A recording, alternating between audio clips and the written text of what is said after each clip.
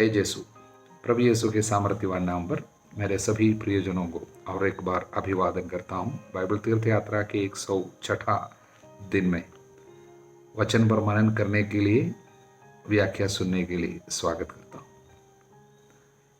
आज हम जोशुआ का ग्रंथ समाप्त कर रहे हैं। एक बहुत ही सुंदर यात्रा हम किए हैं जोशुआ के साथ। अब उनके इस ग्रंथ के आखिरी अध्याय में हम पहुंचे और न्यायकर्ताओं के ग्रंथ में हम प्रवेश कर रहे हैं। साथ में स्तोत्र संज्ञा 64 है, 64, और प्रेरित चरित्र के 17वां अध्याय है। योशुआ के ग्रंथ के आखिरी अध्याय जो है बहुत ही कुछ महत्वपूर्ण बातें हमको समझाते हैं। सिक्केम करके जगह में विधान का नवीनीकरण के लिए इस्राएलियों को एकत्रित किया। योशुआ अपनी मृत्यु के पहले एक बहुत सुंदर कार्य अपने लोगों से करा रहे हैं। शायद पिछले अध्याय में 23वां अध्याय में जो विदाई भाषण हमने सुना वो भी सिक्केम में ही संग संग हुए होंगे, इस तरह अनेक व्याख्याकार बताते हैं। क्योंकि 23वां अध्याय में विदाई भाषण कहाँ पे हुए हैं वो जगह यहाँ पर बताया नहीं, लेकिन 24वां अध्याय बताते सिक्केम में हो रहे। कुछ भी हो, दोनों अलग हो या एक ही समय में हुआ हो, उससे कोई फर्क हमें जो संदेश मिल रहे हैं उसमें कोई बदलाव नहीं होती है। हालेलुया। सिक्केम जहाँ पर इस आखिरी बहुत ही नाटकीय एक मीटिंग इस्राएल की हो रही है, ये सिक्किम एक विशेष जगह है। क्योंकि कम से कम 4 महत्वपूर्ण घटना यहाँ पर घटित हो चुकी है, विशेषकर इस्राएल के कुलपतियों के जीवन से जुड़ी हुई। कुलपति मतलब पैट्रियार्क्स, यानी इब्राहिम, इसहाक, याकूब, यूसुफ, इन लोगों को सब कुलपति बताते हैं। सबसे पहली घटना इब्राहिम के जीवन से है। इब्राहिम को चुनने के बाद सबसे पहले इब्राहिम कनान देश में पहुंच गया था। कनान में सबसे पहला जगह जहां पर उसने तंबू लगाया वो ये जगह है सिक्केम। वहां पर उसने एक वेदी बनाई और प्रभु की आराधना की थी। सबसे पहले कनान देश में प्रभु की आराधना इस जगह में हुई है। बहुत ही महत्वपूर्ण बात कहाँ पर है? हम उत्पत्ति के अध्याय 12 वचन 6 और 7। दूसरी बात, याकूब जब भागकर लाबान के पास में जाकर बैठे थे 20 साल, उसके बाद जब वापस आए तो कनान देश में पैर रखा था। उस समय कनान में एक जगह में उसने पहली बार तंबू लगाई, वो भी सिक्किम में। ये छोटी बात नहीं है और इत्तेफाक भी नहीं है। प्रभु इतिहास पे कार्य करता है और उसने वहां पर एक जमीन खरीदी अपने लिए पहली बार। वचन में हम पढ़ते हैं, 33वां अध्याय है उत्पत्ति के, वहां पर हम पढ़ते हैं वचन 19 पे, उसने चांदी के 100 सिक्के देकर सिक्केम के पिता हमोर के पुत्रों से उस भूमि भाग को खरीद लिया, उस पर अपना तंबू खड़ा कर दिया। वही उसने एक वेदी भी बनाई और उसका नाम क्या रखा? एल एलोहे इस्राएल, एल एलोहिम इस्राएल, यानी इस्राएल का महान ईश्वर नाम भी रखा उस जगह का। इसलिए उस जगह में आराधना हुई। वेदी इब्राहिम ने बनाई, याकूब ने भी बनाई। हालेलुया। तीसरी बात, याकूब के बेटे लोग हम देखते हैं, सिमेयोन और लेवी, इन दोनों ने इसी जगह में सिक्किम वालों के साथ बदला चुकाया अपनी बहन के बलात्कार के। और छल कपट के द्वारा उन सारे पुरुषों को मार डाला।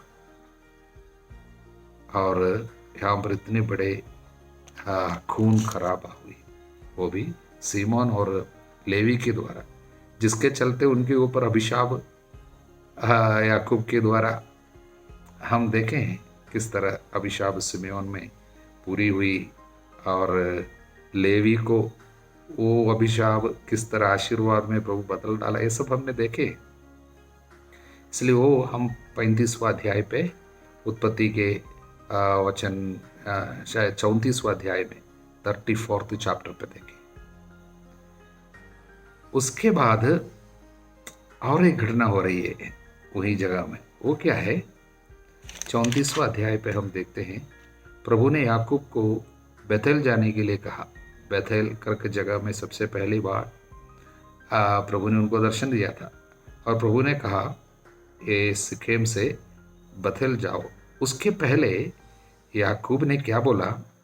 अपने परिवार और अपने साथ रहने वालों से कहा अपने पास के पराये देवताओं को हटा दो, अपने आप को शुद्ध करो और अपने वस्त्र बदल लो, तब हम उठकर बेथेल चले जाएंगे। वहाँ पर प्रभु हमसे मिलेंगे, वहाँ पर हम वेदी बनाएंगे, उसकी आराधना करने जा रहे हैं, प्रभु ने कहा। इसलिए उसके पहले अपने को पवित्र करो। आप में कई लोगों के पास कुछ क्या है, देव मूर्ति वगैरह है, ये सब लेके आए।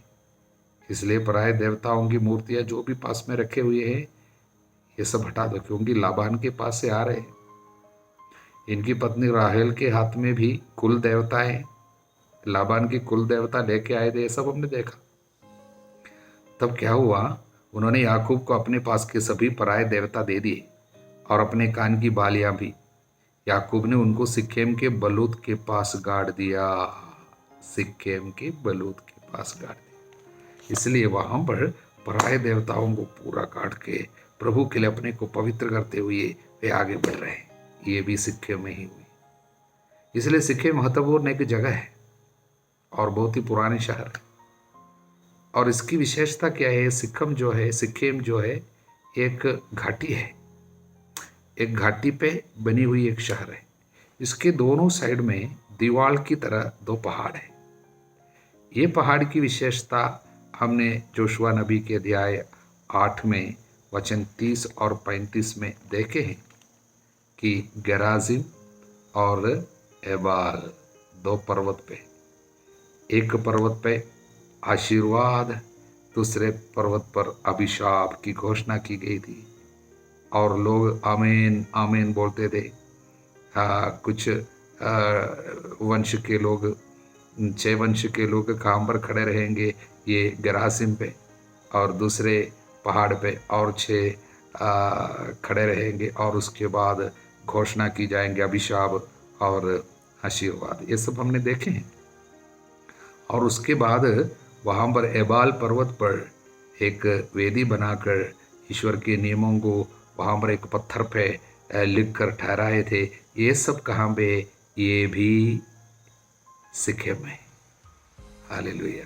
ये हम जोशुआ के अध्याय 8 वचन 30 और 35 में देखे हैं। इस तरह बहुत ही महत्वपूर्ण एक जगह है सिक्किम, जो सिक्किम, और उस जगह पे जोशुआ मृत्यु के पहले अपने प्रियजनों से मिल रहे हैं और उनको कुछ बहुत ही महत्वपूर्ण बातें सिखा रहे हैं। हालेलुया। योशुआ ने वहां पर लोगों के सामने ईश्वर की सत्य प्रतिज्ञता के बारे में बहुत ही सुंदर बातें सिखाई। पहले अपने कुलपतियों में, पूर्वजों में, इब्राहिम, इसहाक, याकूब में ईश्वर की जो सत्य प्रतिज्ञता प्रकट की गई उसकी याद दिलाते, और उसके बाद मिस्र की गुलामी से छुड़ाने में ईश्वर की सत्य प्रतिज्ञता के बारे में बताते हैं। मरुभूमि में उसकी सत्य प्रतिज्ञता किस तरह प्रकट हुई वो बताते हैं। उसके बाद कनान में प्रवेश कराने में प्रभु ने जो सत्य प्रतिज्ञता प्रकट की, शत्रुओं के ऊपर जीत दिलाई, और हमको आज अभी हम जो अनुभव कर रहे हैं इस देश में रहते हुए, वचन 13, मैंने तुम्हें एक ऐसा देश दे दिया जिसके लिए तुमने परिश्रम नहीं किया। प्रभु स्वयं बोल रहे हैं इनके द्वारा। निवास के लिए ऐसे नगर दे दिए जिन्हें तुमने नहीं बनाया, जीवन निर्वाह के लिए ऐसी दाखबारियां, जैतून के पेड़ जिन्हें तुमने नहीं लगाया। ये सब ईश्वर की सत्य प्रतिज्ञता का प्रकटन है। ये सब समझाने के बाद 14वां वचन, नाउ देयरफॉर, इसलिए तुमको क्या करना है आज, प्रभु पर श्रद्धा रखो, ईमानदारी तथा सच्चाई से उसकी उपासना करो। प्रभु पर श्रद्धा रखो, ईमानदारी और सच्चाई से उसकी उपासना करो। एक चुनौती है, परिपूर्ण समर्पण के लिए चुनौती है। एक अंधा कूद नहीं है विश्वास में, विश्वास की अंधा कूद नहीं है। It's not a blind leap of faith, क्योंकि आंखों के सामने तुमने जो देखा, अनुभव किया अपने जीवन में हर एक दिन और एहसास किया, दृढ़ धारणा हो गई, क्योंकि इतिहास में वो कार्य कर रहा है। वो कुछ ऐसे कल्पित कथाओं के बारे में नहीं बताया।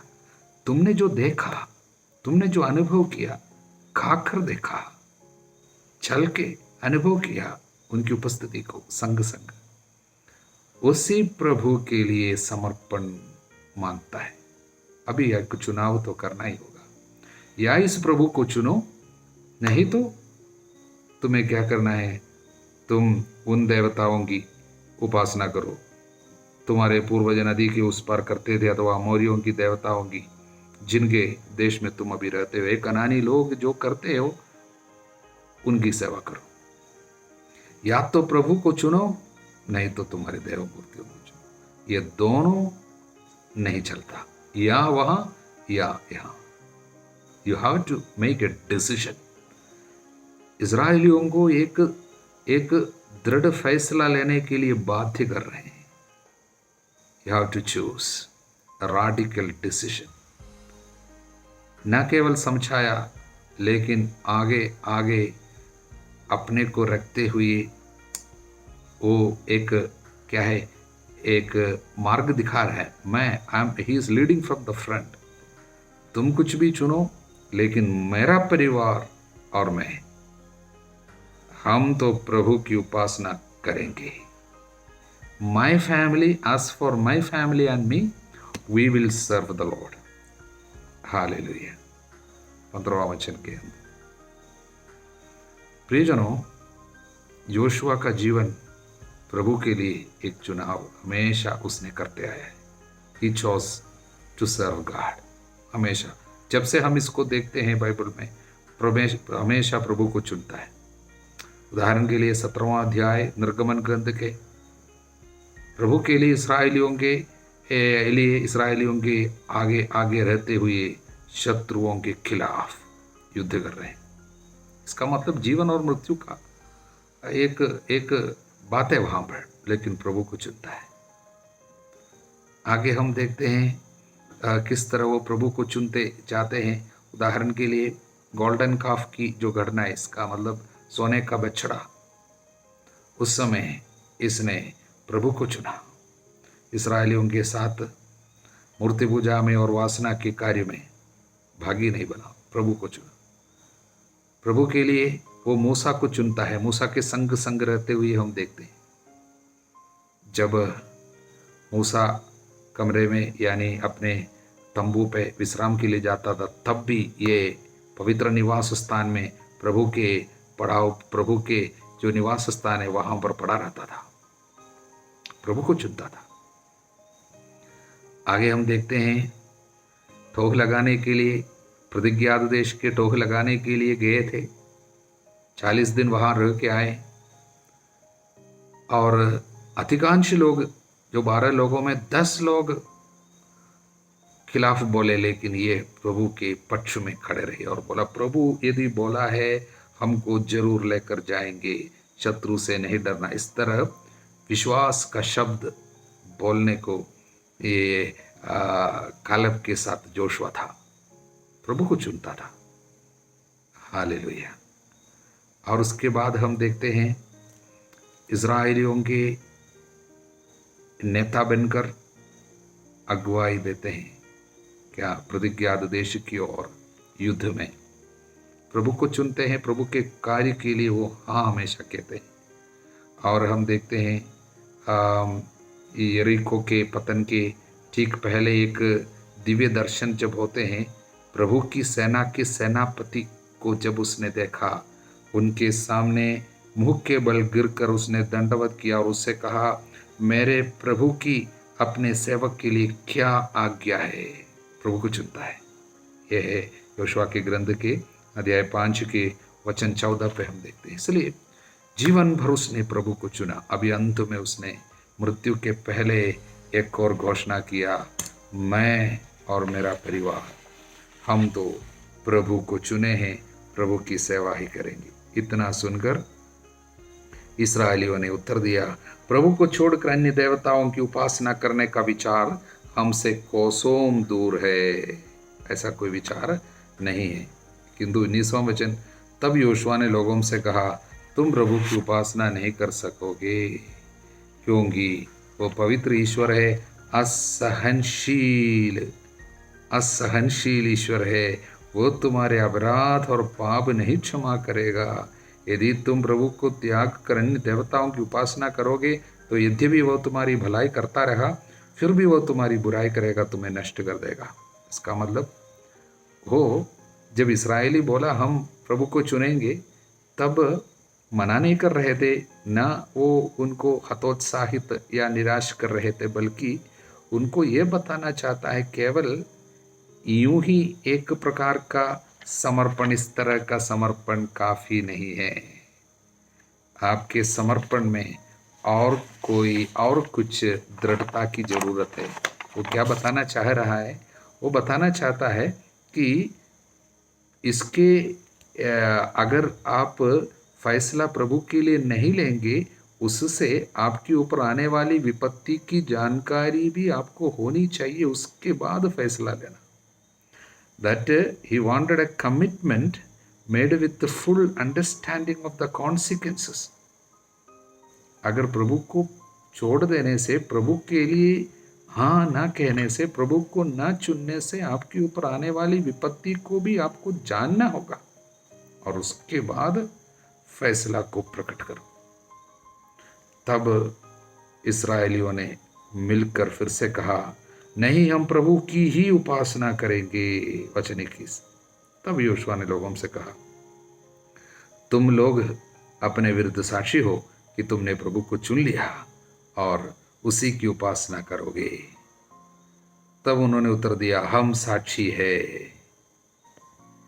इसलिए एक साक्षी मिल गई, लेकिन योशुआ 2 साक्षियों को ढूंढा। एक साक्षी जनता, यानी वे लोग अपने आप साक्षी बन गए, तुम लोग तुम्हारे विरुद्ध साक्षी हो। और दूसरे साक्षी के रूप में उसने क्या किया, एक बड़ा पत्थर उठाया और पत्थर दिखाया और उसके बाद बोला, ये पत्थर तुम्हारे लिए साक्षी रहेगा। ये पत्थर हमारे विरुद्ध साक्षी देगा, क्योंकि हमने उन सब बातों को सुना क्योंकि ये पत्थर ने उन सब बातों को सुना जिन्हें प्रभु ने हमें बताया। इसलिए ये तुम्हारे विरुद्ध साक्ष्य देगा, जिससे तुम अपने ईश्वर को अस्वीकार नहीं करो। इसलिए उसके बाद उसने वो पत्थर को, हम पढ़ते हैं वचन 26 में, इसके बाद उसने उन बातों को प्रभु की संहिता के ग्रंथ में लिख दिया। उसने बलूत के नीचे प्रभु के मंदिर में एक बड़ा पत्थर खड़ा कर दिया। ये क्या बात है? हालेलुया। 500 आज से इस घटना के कम से कम 500 साल पहले याकूब ने जब अपने लोगों से एक फैसला करवाया था और निर्णय प्रभु को चुनने के लिए कहा था और सारे देव मूर्तियों को निकालने के लिए कहा और उनसे निकलवाए और एक गड्ढा खोदा, कहाँ पर सिक्केम के एक बलूत थे, उस बलूत के नीचे उसने एक गड्ढा खोद कर वहां पर गाड़ा था। उसी जगह पे आज एक पत्थर खड़ा किया, जहां पर सारे इस्राएलियों ने प्रभु के साथ जो विधान का नवीनीकरण किया और बोला, हम प्रभु को ही चुनेंगे। प्रियजनों, ये बातें जो घटित हो रही है यहाँ पर बाई चांस नहीं है, इत्तेफाक नहीं है। ये इसकी घोषणा करते हमारा ईश्वर जिंदा है, इतिहास में वो जीवित है। He is a God of history. जिस जगह पे 500 साल पहले पूर्वज लोगों को उनके खड़ा कर, पूर्वज लोगों के द्वारा जो विश्वास की घोषणा कराई, अन्य देवताओं को त्यागने की बातें बताई, उसी जगह पे इसराइलियों को फिर से खड़ा करते और घोषणा कराते। प्रियजनों, प्रभु कल भी, आज भी, हमेशा एक रूप रहता है। उस जिंदा प्रभु की हम सेवा करते हैं, ये छोटी बात नहीं है। हालेलुया। और इस किताब के अंतिम भाग में हम 2 मृत्यु और 3 दफन की बातें सुनते हैं। पहली मृत्यु, वचन 29। इन घटनाओं के बाद प्रभु के सेवक नून के पुत्र योशुआ का 110 वर्ष की उम्र में देहांत हुआ और उसे एफ्राइम के पहाड़ी प्रदेश के तिम्नत सेरा में, याद है पिछले दिन बताए थे, उनको दाएं भाग के रूप में उसने मांगा था एक शहर, अपने निजी दाएं भाग की मिट्टी में दफनाया गया। प्रभु के एक महान सेवक के अंत हो रहे हैं, उसका देहांत और उसका दफन। वचन 33, हारून के पुत्र एलियाजर की मृत्यु हो गई, प्रधान याजक रहा। वह अपने पुत्र पिनहास के नगर गिबोआ में, जो उसे एफ्राइम के पहाड़ी प्रांत में मिला था, दफना दिया गया। हालेलुया। इसलिए 2 मृत्यु और 2 दफन देखा, लेकिन इनके बीच में और एक दफन। वचन 32, यूसुफ की अस्थियां जिन्हें इस्राएली मिस्र में से ले आए थे, सिक्किम के उस भूभाग में गाड़ दी गई जिसे याकूब ने सिक्किम के पिता हमोर के पुत्रों से चांदी के 100 सिक्कों में खरीदा था, और जो अब यूसुफ के वंशजों को दाएं भाग के रूप में प्राप्त हुआ था। यूसुफ के वंशजों को ही वो जमीन मिले थे, और वहां पर उन्होंने यूसुफ की अस्थियों को, हड्डियों को दफनाया। यूसुफ मृत्यु के ठीक पहले अपने संतानों से एक वादा कराया था, तुमको जब प्रभु ले जाएंगे उस जमीन पे, प्रतिज्ञात देश में, मुझे भी ले चलना। मेरे हड्डियों को ही छोड़कर नहीं जाना, मेरे शरीर को भी ले जाना। और ये 50वां अध्याय में, आखिरी अध्याय में उत्पत्ति के हम पढ़े हैं, और उनकी इच्छा की पूर्ति इतने साल के बाद यहां पर हो रही है। एक महत्वपूर्ण बात है ये घटना, यूसुफ के हड्डियों को अभी दफनाया, ये बातें ये योशुआ के और एलियासर के दफन के एकदम बीच में जाकर ले रखे हैं, क्योंकि जोसेफ और योशुआ ये दोनों जुड़े हुए हैं। क्योंकि एक यूसुफ जो है इसराइलियों की गुलामी के ठीक शुरुआत में खड़े हैं, वहाँ से गुलामी, क्योंकि मिस्र देश में यूसुफ के कारण लोग पहुँचे और वहाँ से गुलामी शुरू है, और योशुआ गुलामी के अंत में खड़े हैं। ठीक है, इसके बीच में क्या है, मिस्र के 430 साल की गुलामी है, और उसके बाद 40 साल के उजाड़ खंड की यात्रा है, और उसके बाद नए जगह में यानी प्रतिज्ञात देश का प्रवेश है।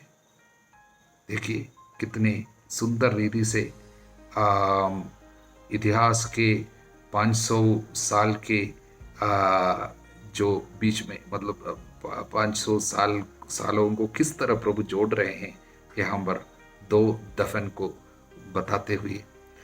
इससे सब संदेश क्या निकलता है कि हमारा प्रभु जिंदा है।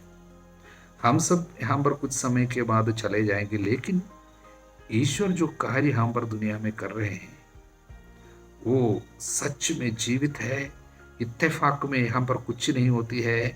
प्रभु सब कुछ अपनी इच्छा के अनुसार, अपने अनंत प्रज्ञा के अनुसार इतिहास के हर एक कार्य को संभालता है और दिशा देता है। हालेलुया। इसलिए प्रियजनों, हम उस प्रभु की सेवा कर रहे हैं और उस प्रभु के द्वारा बुलाए गए हैं। कितनी सुंदर बात है। अब जो है प्रतिज्ञात देश जो है इसराइलियों के लिए एक एक प्रतीक था। प्रभु के जीवंत परमेश्वर की उपस्थिति का एहसास उनको दिलाता था। इसलिए वहां पर जाकर दफनाए जाने का मतलब प्रभु के विश्राम में प्रवेश करना, यानी प्रभु के साथ सो जाना, यही था उनके लिए। उनकी मुक्ति केवल इतनी थी। लेकिन ईसा मसीह में हमें इस कार्य की पूर्णता समझ में आते हैं। यानी दफनाए जाने का मतलब यूं ही पड़े रहने के लिए नहीं, बल्कि वो एक इंतजार है। ईसा मसीहा में हम जो भी दफनाए गए हैं वे सब यीशु के कारण खड़े होंगे, जीवित होंगे और सच्चे प्रतिज्ञात देश जो है वो है ईश्वर का राज्य, वो है स्वर्ग का राज्य, द किंगडम ऑफ हेवन। वो सच्चे प्रतिज्ञात देश है। वास्तव में प्रतिज्ञात देश वो है। और कनान देश जो है वो केवल प्रतीक मात्र था। और वहां पर दफनाए जाने का मतलब इंतजार की घड़ी है। यीशु आकर बुलाएंगे, उसकी आवाज सुनकर खड़े होंगे और हम सच्चे प्रतिज्ञात देश में प्रभु के साथ हमेशा रहने के लिए, जीवित रहने के लिए हम जी उठेंगे, प्रवेश करेंगे। योहन के अध्याय 5 वचन 28 और 29 में प्रभु यीशु ने इस संदेश को हमारे सामने रखा, जो हमारे पूर्वजों को उस समय में समझ में नहीं आए थे। इसलिए सच्चाई की पूर्णता की ओर, पूर्ण सत्य की ओर प्रभु हमको लेके आए हैं। हालेलुया। अब हम न्यायकर्ताओं का ग्रंथ कल से पढ़ेंगे और स्तोत्र संज्ञा 64 जो है निंदकों का दंड, यानी अनेक निंदा करने वाले, अनेक प्रकार के शत्रु, अनेक राजाएं आएंगे, लेकिन उन सभी लोगों को दंड देते हुए प्रभु अपने भक्तों को सुरक्षित रखेंगे, आगे ले जाएंगे। ये सुंदर कार्य जो हम जोशुआ के पूरे ग्रंथ में देखा, निंदक और शत्रु राजाओं के ऊपर अधिकार प्रभु हमको देंगे। यही संदेश हम इस स्तोत्र में देखते हैं। उसके तुरंत बाद, उसके बाद हम अंत में प्रेरित चरित्र के 17वां अध्याय को भी देखना था, लेकिन आज हम इस पर नहीं जाएंगे, क्योंकि हम जैसे फादर ने बोले हैं फिर से हम यहाँ पर वापस आएंगे। ये दूसरे यात्रा जो है, प्रेरितिक यात्रा, सेकंड मिशनरी ये जर्नी यहाँ पर जारी है। और एक महत्वपूर्ण घटना इसमें होती है, एथेंस में पौलुस का भाषण, वचन 22 से 31 तक के वचन, बहुत ही सुंदर वचन है। इसमें ये संदेश या ये अंतिम संदेश के रूप में संत पौलुस देते हैं। और उसने कहा, देखिए वचन 31 में ईश्वर ने, वचन 30 और 31, ईश्वर ने अज्ञान के युगों का लेखा लेना नहीं चाहा, परंतु अब उसकी आज्ञा यह है कि सर्वत्र सभी मनुष्य पश्चाताप करें। इस संदेश की ओर लोगों को एथेंस में बहुत ही सुंदर एक प्रवचन देते हुए पौलुस लाते हैं। प्रियजनों, विश्वास की पूर्णता की ओर, सत्य की पूर्णता की ओर प्रभु हमको लेकर चल रहे हैं। हम उनके संग संग चलते रहेंगे। वचन का पाठ कभी नहीं छोड़ना। प्रभु आप सभी लोगों को आशीर्वाद प्रदान करें। पिता, पुत्र, पवित्र आत्मा के नाम पर आमीन।